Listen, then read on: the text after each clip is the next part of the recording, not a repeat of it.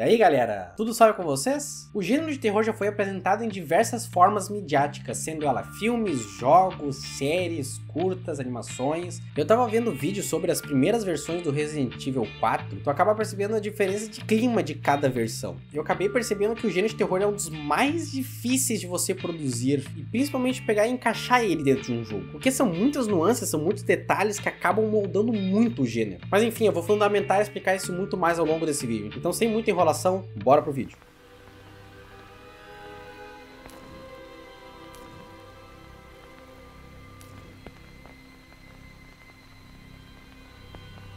Quando você está produzindo um jogo, você sempre tem dois objetivos: entreter o jogador e fazer com que ele fique imerso naquele jogo. Fazer com que a pessoa fique ali jogando aquele jogo, experiencie e queira também saber e descobrir sobre aquele universo que está sendo apresentado para ele. E os devs acabam usando diversas técnicas e maneiras e mecânicas para poder fazer isso com quem está jogando. E esse objetivo também não muda dentro do gênero de terror. E existem certos pilares e elementos que moldam este gênero. E um desses pilares está ligado com o sentimento do jogador. Mais especificamente para esse tipo de obra, o medo do desconhecido. O outro sentimento é a incapacidade. Isso acaba sendo usado para poder colocar o jogador em situações onde é que ele só pode correr ou fugir ou se esconder. E com esses dois sentimentos, tu acaba criando o clima de tensão do jogo, fazendo com que o jogador pareça que ele sempre está em perigo em toda a jogatina. Ai, que é isso, filho? Ai, que medo! E com isso, a gente acaba utilizando certos elementos para poder ajudar a aumentar esse medo nas pessoas. E esses elementos acabam sendo utilizados em diversas obras. A primeira sendo um perseguidor. Não necessariamente ela precisa seguir o tempo todo, ela pode aparecer em certos trechos e ocasiões durante o jogo. E esses perseguidores também não precisam ser necessariamente feios, grotescos ou completamente assustadores. Até porque tem mais dois elementos que eu julgo serem mais importantes para poder ajudar a passar esse clima de medo, que é a ambientação, que normalmente se utiliza esse recurso de falta de iluminação, ou às vezes um completo breu, que às vezes só uma lanterna vai poder te ajudar para poder enxergar todo o cenário que está ao redor. E o outro elemento são os efeitos sonoros, que quando bem encaixados tanto na parte de sons do ambiente ou até mesmo do som da criatura, isso acaba fazendo uma mudança gigantesca para poder conseguir causar esse sentimento de medo na pessoa. Ela também ajuda muito a dar um peso no clima do jogo.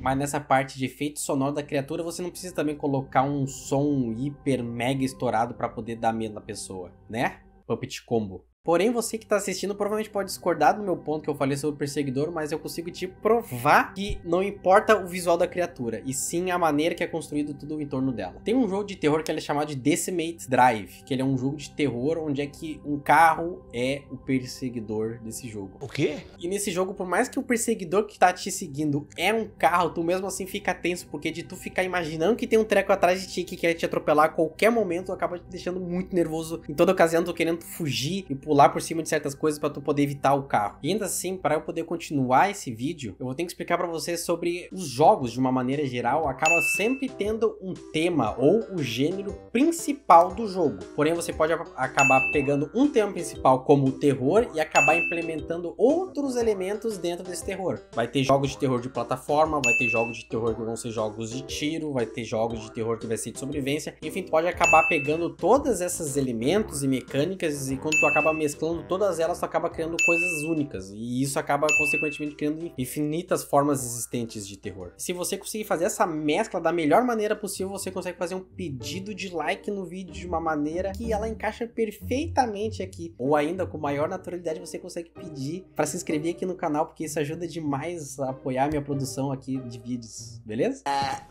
Não. Mas então, voltando. E não necessariamente isso vai afetar a tua obra. Por exemplo, tem jogos que vão utilizar elementos de arma junto com sobrevivência. A parada é que você tem que saber encaixar e colocar a quantidade certa desses elementos dentro de uma obra. A gente tem exemplos de jogos que são bons, como Resident Evil 2, como um jogo de terror e sobrevivência. E a gente tem jogos péssimos, que são Resident Evil 6. Meu Deus do céu, que jogo lixo. E agora falando um pouco mais sobre a origem desse gênero, e um dos primeiros títulos de jogos que começou a abrir caminho para esse gênero foi um jogo da Atari chamado Haunted House. Claro que os visuais daquela época eram muito simples para tu poder replicar. Contudo, jogos de terror, o maior problema que nessa época tinha era a limitação de tecnologia, porque você conseguir fazer representações visuais do ambiente e os efeitos sonoros para aquela época eram muito difíceis, era um desafio assim gigante para os desenvolvedores. Mas com o passar dos anos, com o avanço da tecnologia, principalmente mais nos anos 90, e com isso muitos títulos começaram a surgir e que são referências até hoje. E os jogos que tiveram mais influência e se destacaram nessa época foi Alone in the Dark e Clock Tower. Em Alone in the Dark, o seu objetivo era encontrar dentro de uma mansão a origem dessa maldição e acabar com ela. E nessa mansão tu acaba encontrando diversas criaturas que te perseguem e que tu vai ter que acabar enfrentando elas usando itens que vão te ajudar a matar elas. E essa obra acaba tendo aspectos de survival horror e puzzles que você vai acabar encontrando durante várias partes dentro da mansão. E o jogo possui cenários em 2D com certos elementos visuais em 3D, onde seu estilo de gameplay era uma câmera fixa e seu combate serviu de referência para outras futuras obras que viriam a surgir. E a outra obra que eu vou ter que citar aqui é Clock Tower. Clock Tower também é um jogo de terror da época que se passa também em uma mansão mal assombrada. Era moda naquele tempo. Onde você é uma garotinha que tenta escapar dessa mansão e aqui tem um perseguidor que carrega uma toseira gigantesca e que ele vai usar para tentar te matar a todo momento. E nessa mansão você vai ter que buscar certos lugares para poder despistar ou se esconder desse perseguidor. Sem contar que existem outras coisas bizarras nessa mansão que vão tentar te assustar a todo momento. Esse jogo também tem aspectos em survival horror e puzzle e possui seus cenários totalmente 2D. E o estilo de gameplay, por mais que você pudesse andar pelo ambiente, a maneira de você interagir com todo o cenário era de uma forma em point and click.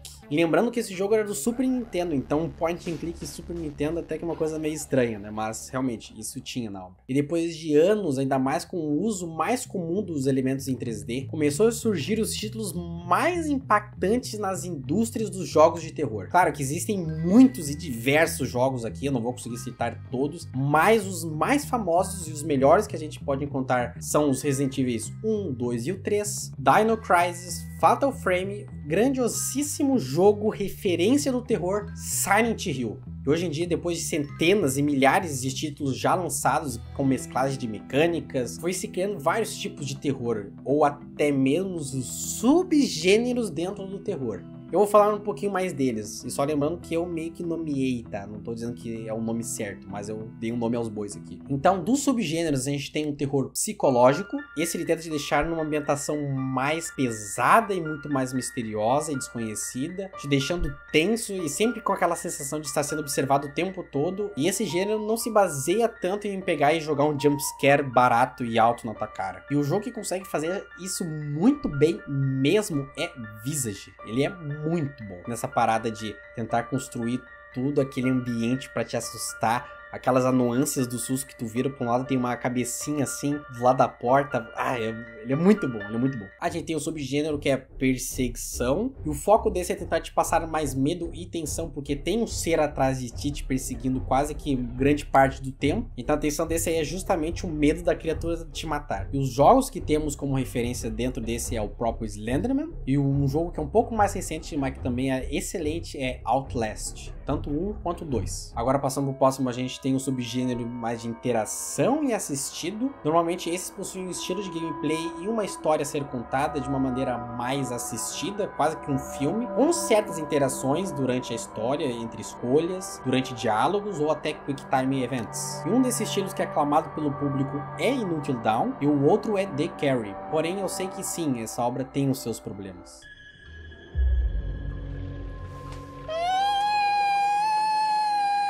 What the fuck is she doing? Que realmente é um pouco mais difícil de fazer, mas que é um subgênero muito bom, é aquele que tenta brincar com o jogador. Esses são aqueles jogos que testam muito a sua sanidade e que levam o seu medo ao limite, que usa recursos de quebra de quarta parede, mexendo com o seu dispositivo para tentar te enlouquecer e te assustar. E um dos primeiros que começou a brincar mais com isso foi Eternal Darkness do GameCube, mas quem consegue fazer essa quebra de quarta parede ao limite e que faz isso com maestria é I'm Scared, sendo pelo menos para mim uma referência quando a gente fala desse subgênero.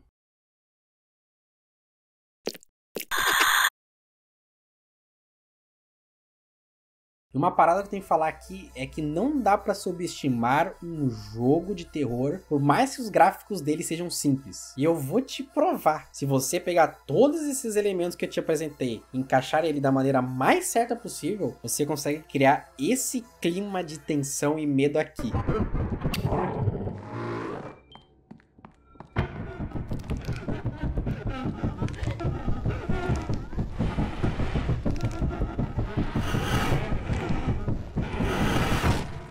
Enfim, de uma maneira resumida de tudo que eu trouxe aqui pra vocês, não tem uma maneira 100% certeira de você fazer um jogo de terror. Porque a maneira que você vai tentar causar o medo e manipular as emoções do jogador é muito subjetivo. Porque cada jogo desenvolve e pega seus aspectos para poder se encaixar numa obra. Com mecânica, jogabilidade, fator de gameplay, história, os visuais ou até os efeitos sonoros, enfim. É muito importante você saber pegar todos esses fatores que eu já citei e saber dosar ele da maneira mais cautelosa, sem exagerar nenhum desses fatores. E assim você pode acabar criando uma obra que se torna uma referência. Eu ainda vou fazer um vídeo mais dedicado sobre produção de jogos e como é muito complexo produzir um jogo, mas enquanto a gente não tem esse vídeo, quem sabe você não se interessa por uma história um tanto quanto diferente. Ou até se no futuro a gente tivesse ferramentas que utilizam IA que ajudam e facilitam a produção de um jogo. E é isso. Não se esqueça de deixar o like nesse vídeo para apoiar a minha produção e de se inscrever nesse canal para você não perder mais nenhum conteúdo que eu vou trazer aqui para vocês. E é isso. Muito obrigado por assistir até aqui. É isso.